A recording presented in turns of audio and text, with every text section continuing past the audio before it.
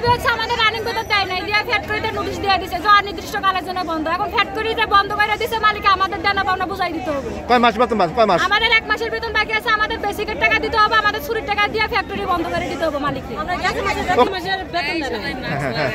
কেন মালিক আমাদের কিছু না বইলে ফ্যাক্টরি বন্ধ করে দিছে? ফ্যাক্টরি বন্ধ করে ফ্যাক্টরি বন্ধ আছে, মালপত্র সব নিতে থাকে মালিককে। আর ফ্যাক্টরি বন্ধ করে বেতন দিয়ে দেবে না, বেতন না দিয়ে ফ্যাক্টরি বন্ধ করে দিতে থাকে মালিককে।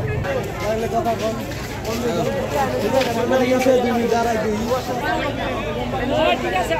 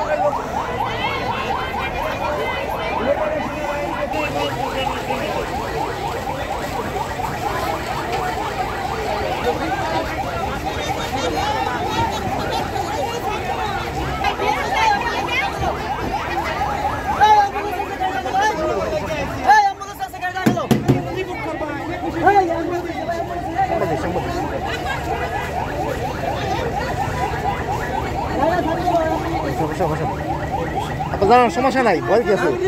ভয় কি আছে তারা বলুন কিভাবে?